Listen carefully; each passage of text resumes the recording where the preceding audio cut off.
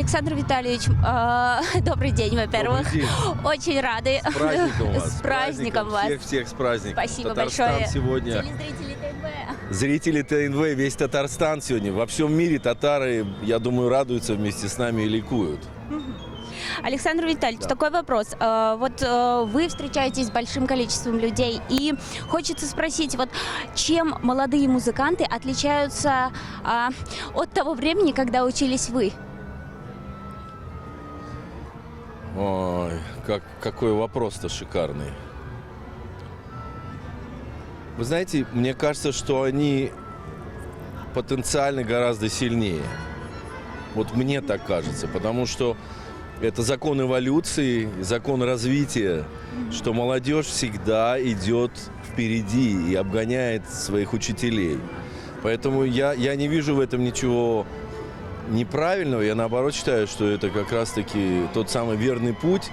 Во всяком случае, я, конечно, очень много переиграл с молодыми музыкантами. Я хочу сказать, что такого задора, во-первых, время было другое, знаете, было мало что кушать вообще, да, в те времена, когда я был маленький. Я учился в Москве, и мы в Таганрог с мамой, где я родился, где мои родные, мы возили по 20 коробок еды 4 раза в год. Ну да, поэтому там было особо не до искусства. Но это реалии, да. Сейчас, конечно, совершенно другое время, другие условия, другие скорости, другие представления о жизни, да. Сейчас есть коммуникация, люди общаются во всем мире друг с другом. Молодежь очень в этом смысле продвинутая, да. И это, конечно, способствует тому, что совершенно другой уровень развития. Я только счастлив этому.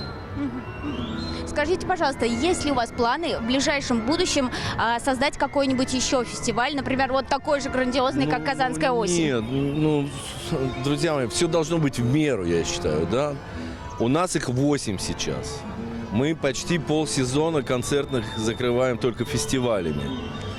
Ну, конечно, можно еще что-то придумывать, но пока я считаю, что у нас все сферы охвачены. У нас есть и фестиваль татарской музыки имени Назиба Жиганова, у нас есть фестиваль Рахманинова, фестиваль Рахлина, основателя оркестра, у нас есть фестиваль Губайдулиной, у нас есть фестиваль Мацуев, у нас есть фестиваль «Творческое открытие» и так далее. Надо просто повышать градус качества, профессионализма.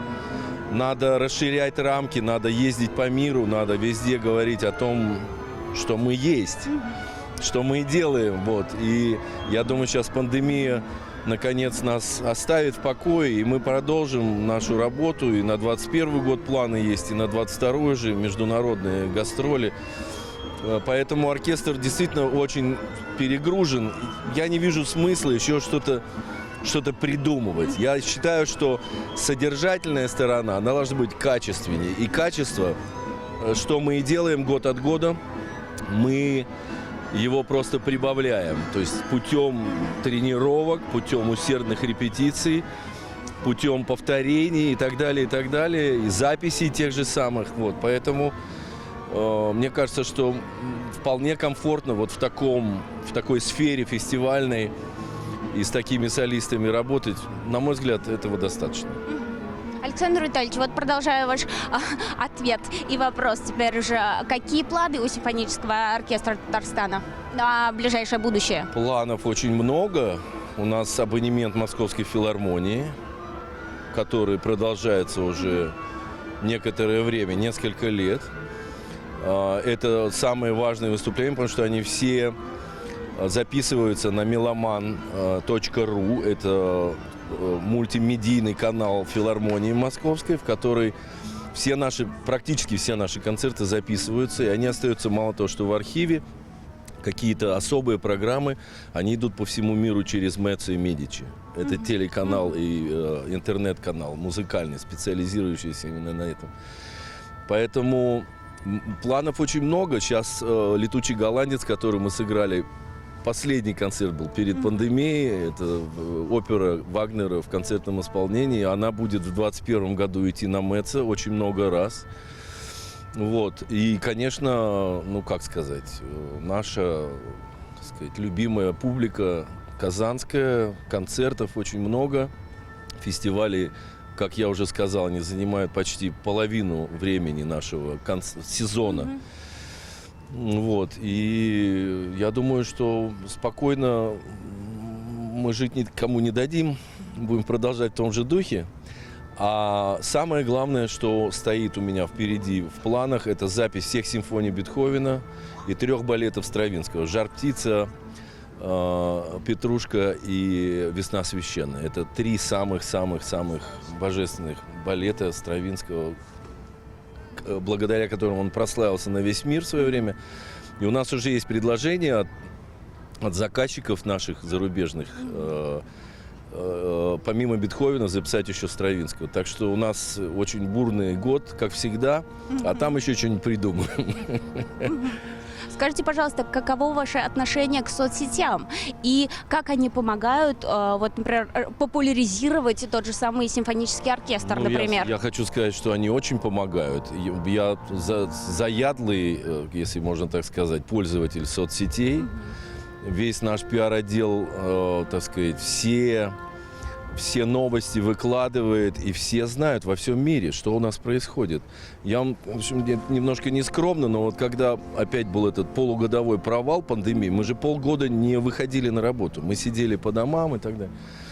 Соцсети, они сыграли колоссальную роль, потому что за это время у нас вышел бокс Чайковского, за это время еще произошло огромное количество событий, и благодаря этим соцсетям и этой коммуникации люди знали о том, что мы, несмотря на то, что мы находимся в таком вынужденном положении, в изоляции, мы все равно работаем, и я считаю, что это очень-очень важное средство коммуникации сейчас, которое сильно продвигает информационно все, что мы делаем.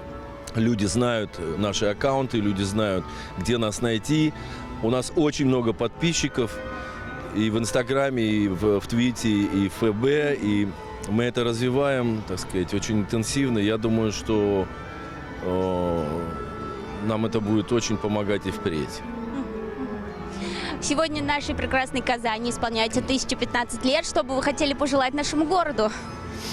Вы знаете, я приехал в Казань 10 лет назад. Вот, спустя 5 лет после тысячелетия, да, но я в Казани был первый раз в 2001 году.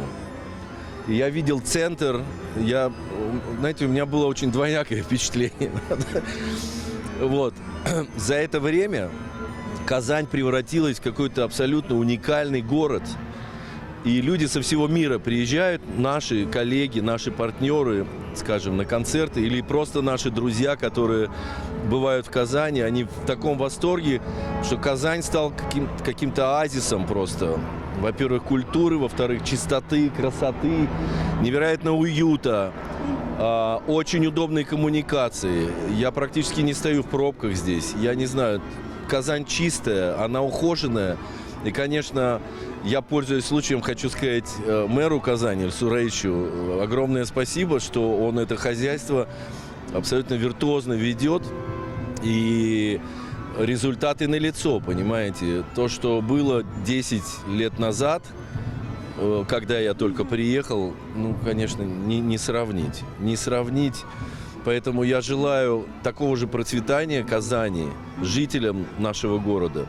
Я желаю, чтобы здесь люди жили счастливо, понимаете, это очень сложно, но у нас это получается. Александр Витальевич, спасибо вам большое за комментарий. Спасибо.